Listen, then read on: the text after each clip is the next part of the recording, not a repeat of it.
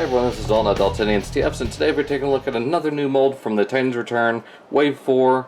That is going to be the Autobot, Freezeout, and Topspin. So, same old packaging, so pretty much what you expect. Then says here on the back, Freezeout gives Autobot Topspin the ability to target and deactivate the conversion cog of other bots, freezing enemies in whatever mode they are in. So basically, he's got an immobilizer power. So, taking a look here at Topspin, real quick. Character card, same version of artwork except full body. Here on the back, you got tech specs. Speed is pretty high, same with Fire Blast. Strength and intelligence, pretty good, so not too bad. So let's get that out of here. And as you can see, he is a very nice looking starfighter, space fighter, Cybertronian jet. So he does have 4 very large thrusters here at the back. Do have a lot of detail all throughout here. You got these vents here, kind of like a caramel color. I don't know, kind of orange brown. Got some silver and red throughout here. This to homage the little chrome bits that were on the front of the G1 toy. Get the cockpit right there. Single landing gear, doesn't roll, and little nubs here. Black paint. Not too bad of a little jet mode. It all holds together pretty good. Fairly clean. I mean, that is obviously the robot chest. Go ahead and bring in his third-party counterpart. That is the Mech Ideas Demolition Crew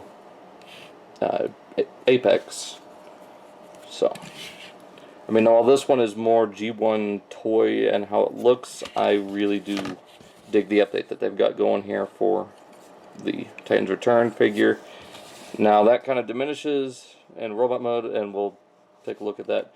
But overall, I'm still partial to this one. I mean, I do love these Demolition Crew guys, don't get me wrong. But as far as my classic shelf, this guy's going to go on it. This guy will go with my Wreckers for that. So, anyways, taking a look here, go ahead and open up the cockpit. You need to pull this away, open that up, take out Freezeout, close that all up. Now, real quick, there are a couple of little posts for Titan Masters, so you can put him right here. You have that. And there's these little rectangular slots here, and they are perfectly fitted for the heel piece on the Titan Masters. So, and you got your little ports right here that you can plug the turrets into. So you have that. Go ahead and flip up the landing gear, take off the guns, and real quick, like I said, we can take a quick look here at Freezeout. Now he looks just like a generic bot. He's got kind of like a, the air, the breathing mask that most pilots would have. So, pretty simple in the molding. It is a new mold altogether. So, as we were going into transformation, go ahead and split this. Extend the legs. They are on a double hinge. You can see right in there. Rotate up the foot, close that up, bring out the knee pad. Let's go ahead and do that first here. Extend out the leg, make sure it's all tabbed in, foot, close, and there's that first step. And bring up our camera, bring this down, rotate the waist. Then from here you want to bring out the arms, open up the cockpit, go ahead and fold this back. Now, before you fold it all away, go ahead and bring the cockpit up like that, and they will interlock like that. I keep saying like that. Anyways, rotate the upper body around 180 degrees, and go ahead and clip the waist piece onto the torso. Now from here, just open up these panels, extend the arm, flip out the little tiny hand, open panel, extend the arm, flip out the hand. Let's go ahead. Now, there's the body in robot mode. Let's go ahead and take a look at these weapons. Very nicely molded, especially on the outside. A lot of nice little details all throughout. Very beautiful silver paint job, but it is hollow here on the inside. Now that is because, as you can see, that it's not your normal hollowness that you would have on these Titan Master guns.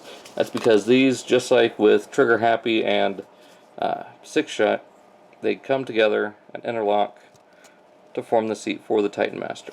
And you do have the little heel piece right there, and these little nubs here will go into the back of the back of the calves. So just like that. And it's not a real secure connection, but he does sit in there. So you got that 4-barreled turret thing. So anyways, let's go ahead and take these, put them in his hands, and transform the head. Very nice head sculpt.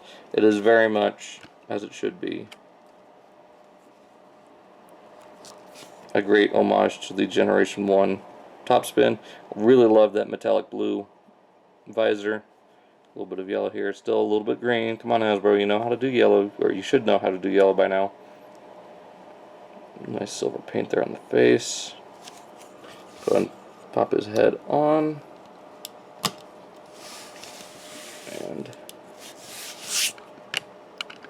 ooh, don't really need a close face shot of the crotch. And here we see a lot more detail pulled out. You still get that red here, but it is a little bit more intricate in the detail, whereas here it was just stripes. Here you got it going through the circuitry. Got those little orange bits there. For some reason my camera's going nuts. Got a little bit more white here, and I think what's throwing it off is this isn't your normal white plastic. It is kind of that off-white like we had with the Combiner Wars Streetwise. You do have a lot of molded detail, and he is kind of a chunky dude. I mean, nothing wrong with that at all. I mean, it's just surprising how beefy he is for the type of character he is. So let's go ahead and bring in again Trigger Happy, which again is a shorter mold, but kind of, and they do share somewhat similar transformations in their torso. So there's that. And for one other comparison, and here we have the Mech Ideas version of Topspin. This is Apex.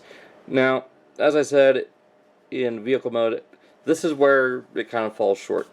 Not, him, but the difference between the two. Now, this one is a more modernized look in vehicle mode, whereas this one was more G1. This one, in my opinion, in robot mode is a lot closer to how the G1 toy looked. I mean, you've got these back here now. Originally, they were, I think, pointing down. But everything here is here that it should be. It's nice, blocky. Whereas this one is more streamlined, more slimmed out. He's got these kind of seeker-looking vents here, the wings out on this back. This is obviously more accurate to his IDW appearance. So, and that's where I think this is great. I mean, he is a perfect classics, generation goes with your G1, update shelf, whereas he is great on your Wreckers, Last Stand of the Wreckers, or All Hell Megatron shelf. So, I mean, honestly, if you got no problem having double of the characters, I'd say go ahead and get both of these. I highly recommend the Hasbro. Now, before we end the video, let's go ahead and get into articulation. Ball jointed head. We're used to that. Big ball joints here on the shoulders. So you also get a secondary hinge there. At 360, of course, it is a ball joint. Biceps 360. Little less than 90, or little less than 180 at the elbows, which I'm perfectly fine with. No wrist articulation due to the transformation. He does have a waist swivel. He does have ball jointed hips, and I guess you can consider double jointed knees, but they are supposed to peg in down to the lower part. So a little, just about 90 degrees, and then you get a little bit of toe movement. But if you move it too much, if you even move it beyond there, it's gonna just pop the shell open. So that's pretty much it for the Titans Return Topspin. I'm really looking forward to getting Twin Twist when Wave 5 starts hitting. Finally have these two in hand. Maybe it could work out for a Rack and Ruin custom. I don't know. But that's pretty much it. This has been Dalton at Dalton HCFs. Hope you guys liked this video. I really like this figure. So far in this wave, I think he is my favorite. A lot of fun with the transformation. Beautiful paint work where, you know, the paint is applied. But we'll get into that later with the next 3 figures. So hope you guys liked. Be sure to leave a like, comment, and subscribe. You know, all that stuff in the description. Be sure to check out Facebook, Instagram, and Twitter. Again, like I said, in the description, along with Bricks on the Dollar, who is the host of Stasis Lock every Wednesday at 7 p.m. Eastern Standard Time. It's all part of the Cool Table Network, so check out all the shows there. And also check out the Cybercast every other Saturday at 6 p.m. Central Standard Time, which at the time of this recording will be this upcoming Saturday. At the time that this video should be out, that will be tomorrow. So, since this video should be out Friday, so like I said, this will be out tomorrow, you know, as far as when this video is out. I'm going to stop rambling. I will see you guys all next time. Take care.